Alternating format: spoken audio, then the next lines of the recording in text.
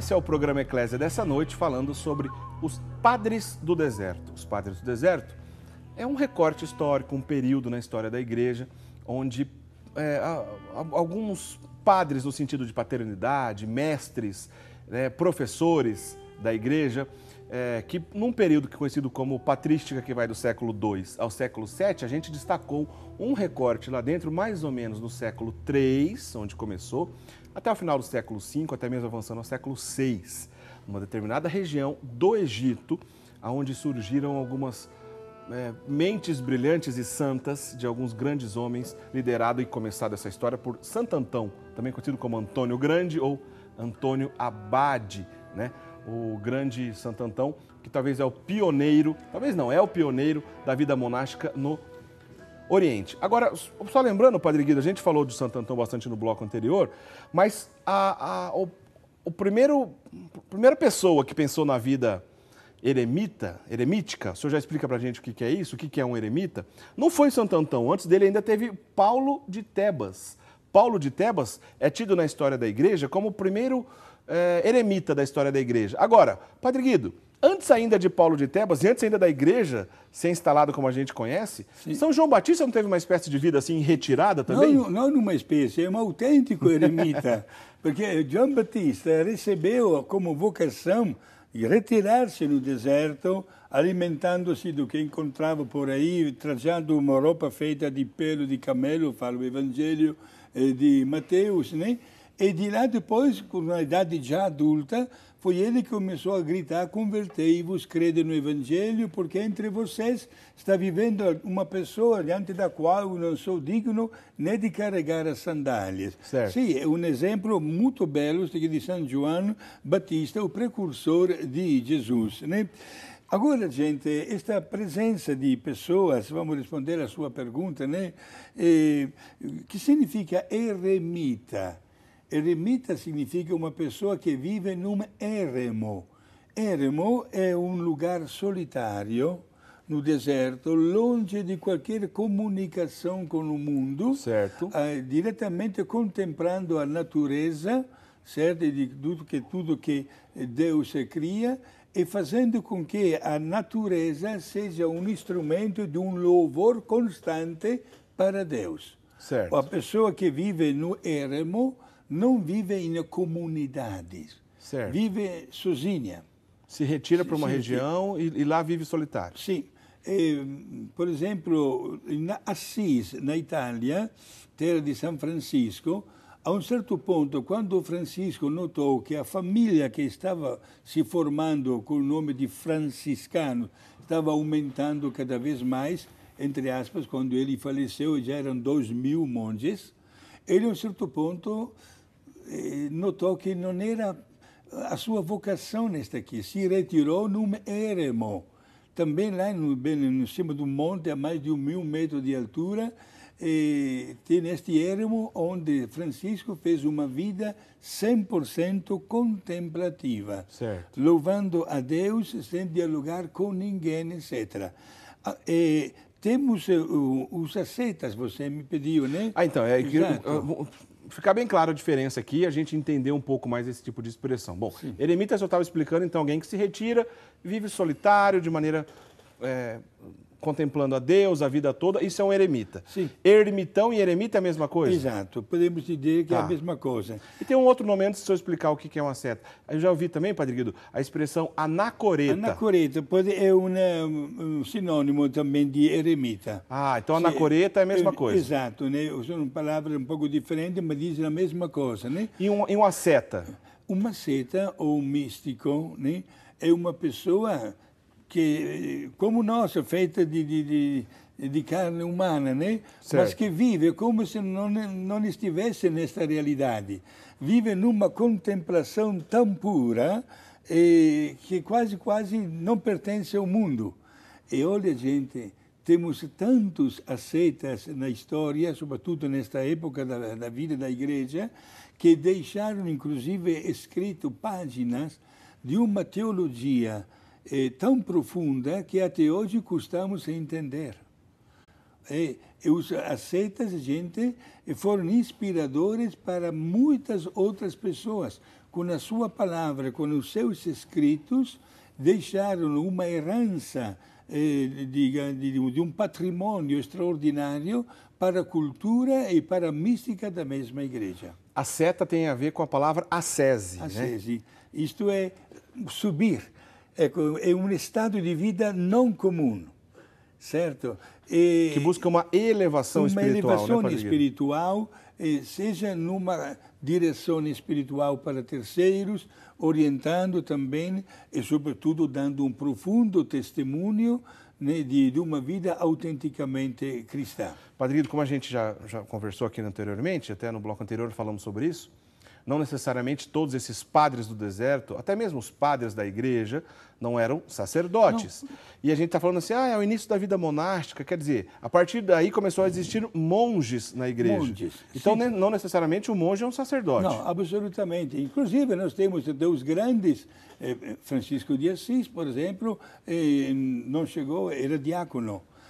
O São Bento, não temos conhecimento de São Bento celebrar uma missa. Certo. Eram monges, pessoas que se consagravam inteiramente a Deus. Aliás, nós notamos sempre na vida dos padres do deserto que a um certo ponto alguém fez questão de dar uma certa instrução até cultural aos seus monges.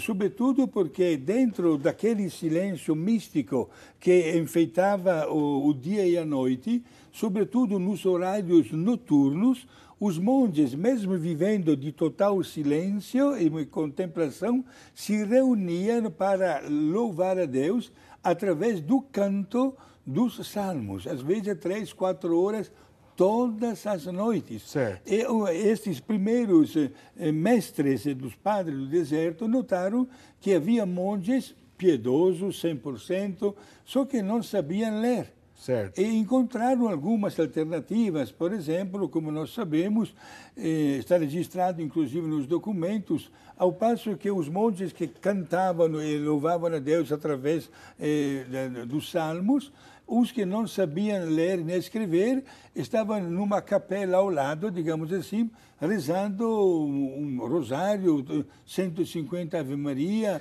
ou também outras orações repetidas. Isto estavam em perfeita sintonia de oração. Mas os padres do deserto fizeram questão também de transmitir a cultura, sem saber que este desejo seria depois captado, por exemplo, por São Bento, né, fundador dos beneditinos para o mundo ocidental.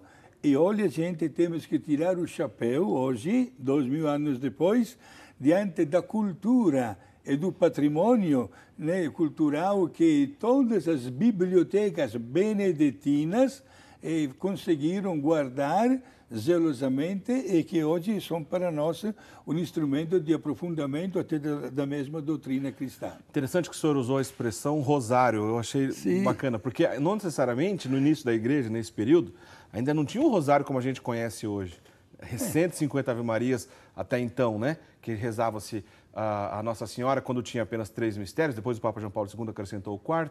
Mas o que o Padre Guido disse é muito bonita essa história. É uma espécie de pré-figuração do rosário, né?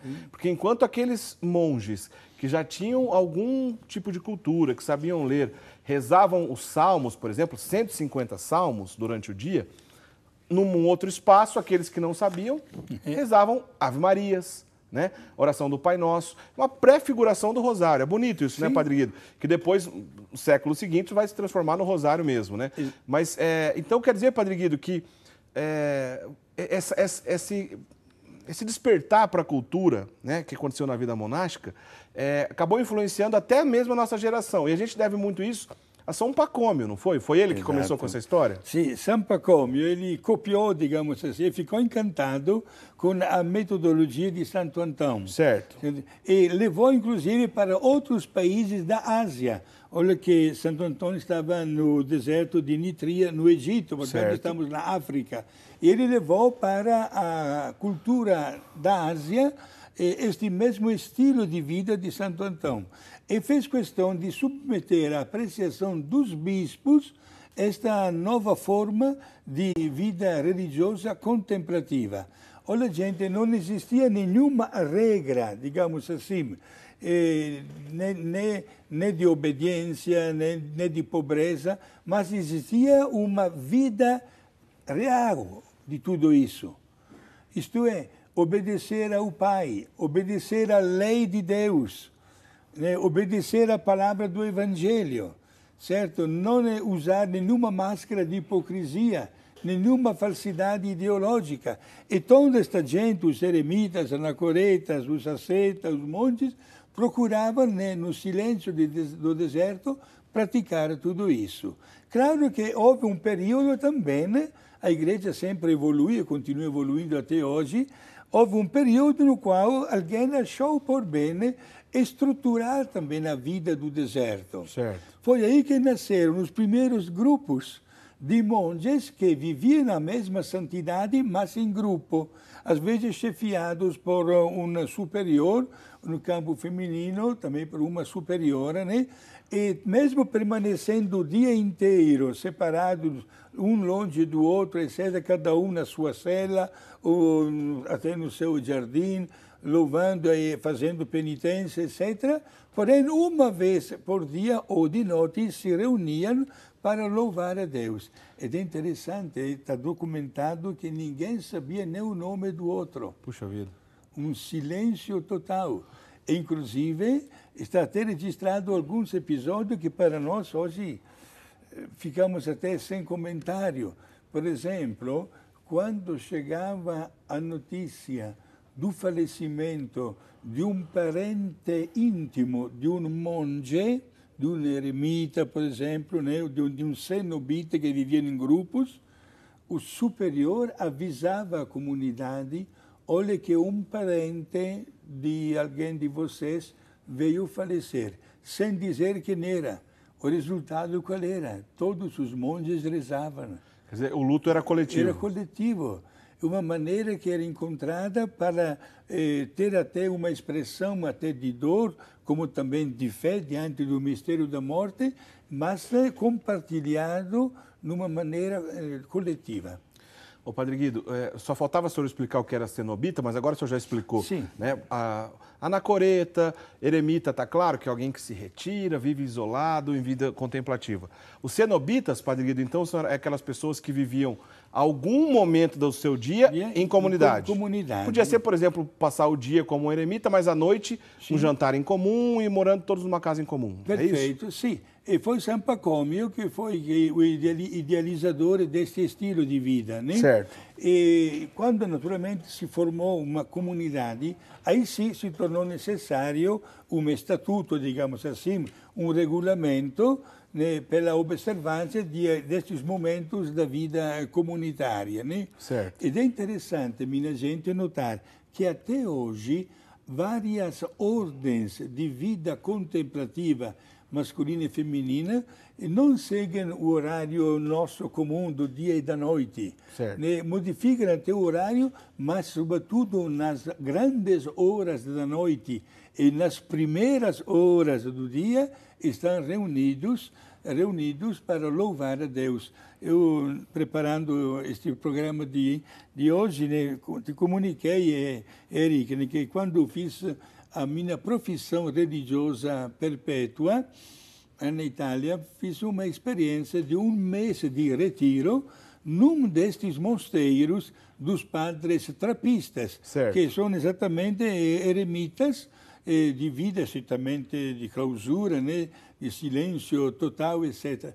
E nós também, mesmo com grande sacrifício, tenho que admitir, mesmo a distância de muitos anos, todas as noites, das 10 horas da noite até as 2 horas de madrugada, 4 horas, nos levantávamos para compartilhar a expressão de louvor desta grande comunidade. Era mais de 50, já naquela época. Nossa.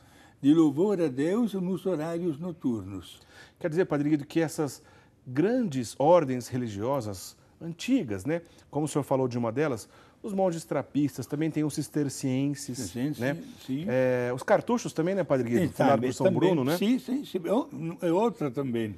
Essas grandes ordens religiosas que têm essa vida, tanto a vida eremita quanto a cenobita, muito forte, muito presente, e muitos santos que foram gerados nesses carismas belíssimos que o Espírito Santo inspirou na igreja, de certa forma, todas essas comunidades têm a sua raiz lá com o movimento que Santo Antão iniciou, com essa história toda que a gente está trazendo aqui no programa de hoje. Tudo começou com os padres do deserto, Padre Guido? É verdade. Seja com os padres do deserto, que foram os iniciadores práticos. E vejam só, gente, a grande diferença. Os padres do deserto escolheram o deserto. Ao passo que os que nós chamamos de padres da igreja, certo, ligados sobretudo a Roma, pessoas de vida na cidade, mas dedicadas a aprofundar o Evangelho com vários tratados de teologia. Também eles marcaram a história, né, pela sua cultura, pela sua dedicação e também pelo conteúdo altamente precioso da doutrina cristã. Só para ficar claro, para localizar o telespectador. Vamos falar alguns nomes dentre os padres da igreja, destacando os padres da igreja como um todo, não ainda os padres do deserto, tá? Como o Padre Guido estava dizendo. Sempre que a gente pensa em patrístico, o primeiro nome que vem, o maior deles, Santo Agostinho. Agostinho e Santo Ambrósio. Santo Ambrósio. Milão, né, da minha cidade, que batizou Santo Agostinho. Né? Só porque é da sua terra, hein, Padre Guido? É claro, né? Mas é um grande santo. Estou brincando. Né? Santo Ambrósio, Santo Agostinho, doutores da igreja, ambos, né? Doutores da igreja. Santo Ambrósio, então, lá em Milão, que foi o mestre, o tutor, assim, vamos dizer, de Santo Agostinho, são dois nomes da patrística. Santo Irineu podia a gente destacar entre o nome da patrística. São Justino, também, né? São Justino Marte. São Justino, inclusive, e Irineu, os dois, temos que agradecer os dois pelos estudos que fizeram da liturgia, né, para formular, digamos assim, até as várias partes da Santa Missa.